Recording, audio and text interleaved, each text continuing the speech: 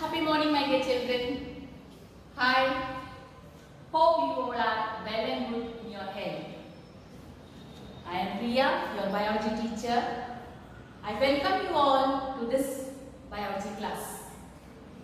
Before getting into the subject, I want to give you key points related to the subject which you have to take care of. Number 1. Maintain a file for your subject. Number 2. Draw and label the diagram with pencil neatly. Labeling the diagram should be on the right side with capital letters. Number 3. Jot the notes for the topics related with the indicators. 4th is the mark distribution for biology. 40 marks is for theory paper and 10 marks for your internal, that is continuous evaluation. So the total will be out of 50. As you all know, my dear children, you are sitting at home and we teachers are here in the school and we are connected with you with the virtual class. Therefore, we need your support to make this class a great and a remarkable class.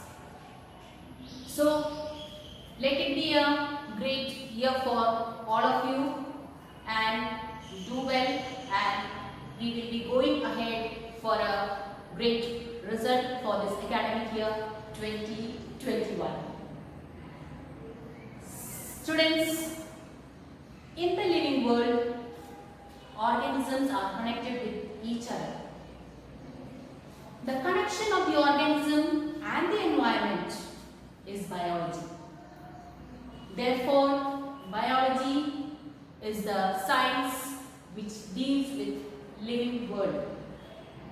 As you know all, 5 sense organs are present in an organism. Each sense organ is having different sensation with different responses. Here we go with chapter 1, sensation and responses. You can observe a picture. What do you see? Yes, here we can see children and organisms are having varieties of experiences.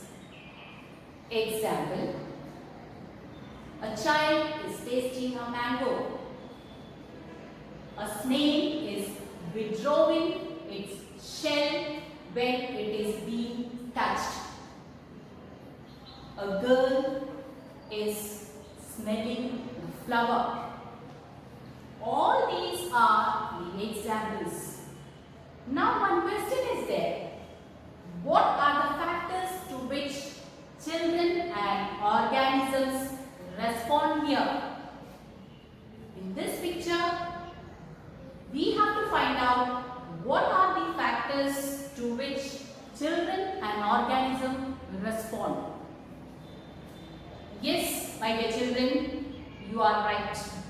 Taste, touch, smell, sound.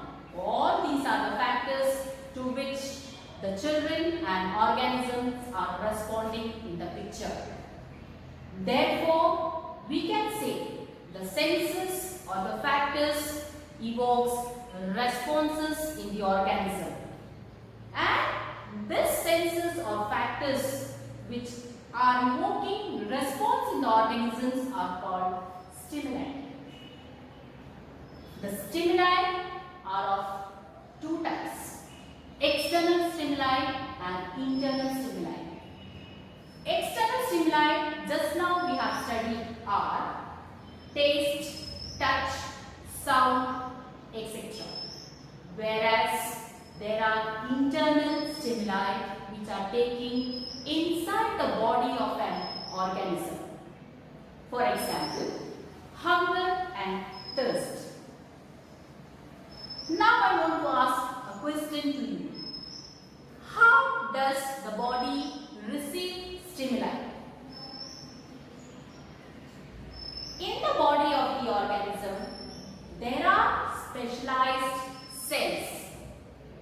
able to receive stimuli or the factors. These specialized cells are known as receptors. And when once the receptor receives the stimuli will be changing to the impulses. And these impulses are the messages which will be taken to the brain, and from there the responses will be coming back to the sense organ or to the body part. As I told you, the responses coming from the brain, and you all have studied in your previous classes what is brain. And also we know that brain is a part of nervous system. Already in the 8th standard you have studied about the function of nervous system. The function of nervous system is to control and coordinate all the activities of the body of an organism. As I told you, now nervous system is controlling and coordinating all the activities of the body. We should know what are the major parts in the nervous system. Nervous system consists of neurons or the nerve cells.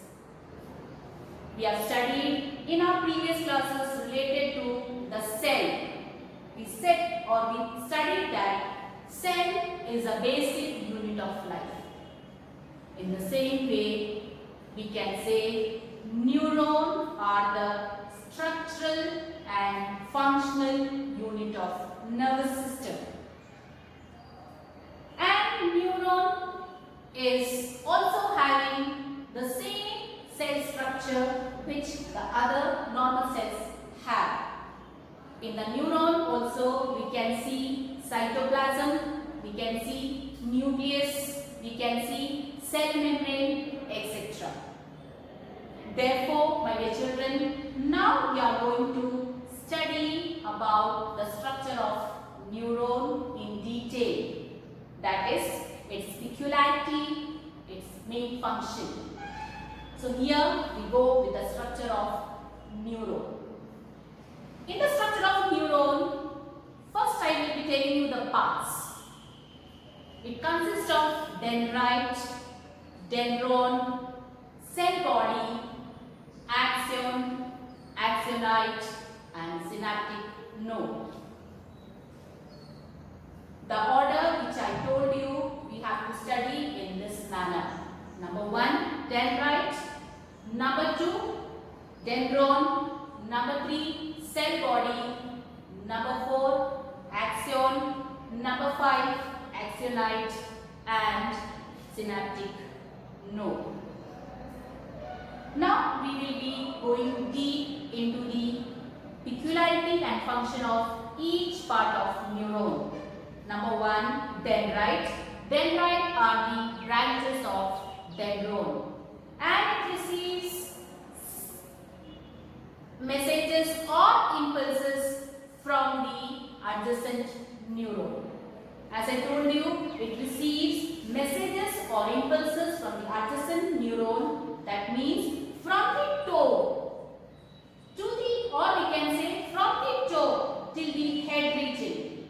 The nerves are connected with each other. That means the body of an organism, thousands and thousands of neurons are present there. So, the dendrite, it will receive the impulses from the adjacent neuron. And these impulses, it will pass on to the next part, and that is dendron. The peculiarity of dendron is that it is a short filament from the cell body. And the function is it carries impulses from dendrites to the cell body. So from the dendrite, which impulses are being received by the dendron, will be passed on to the cell body. The cell body is also called cytosol, and it is a main part of the neuron. Next, we we can go to the third part, that is axon. Axon is the longest filament from the cell body, and the function is it carries impulses from the cell body to the outside. We can see in the picture the center of the structure of neuron. There is a tube-like structure in the form of a filament, or we can say a tube-like structure, that is called axon. And this axon is carrying impulses from the main part of the neuron, that is the cell body, and is giving the impulses to the outside. Next part is axonite. Axonites are the branches of axon, and the function is it carries impulses to the synaptic node. You can see synaptic node at the end of the axonite in the form of a bulb. So from the axon, the impulses, when it reaches the axonite, axonite will be giving the impulses to the synaptic node. The last one is synaptic node.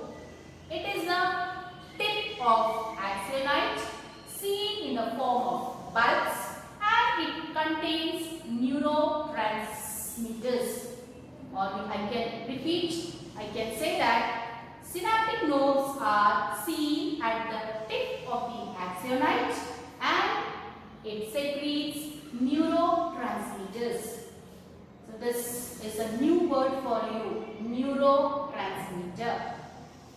From the name itself, we can split it, neuron plus transmission. What the neuron is doing?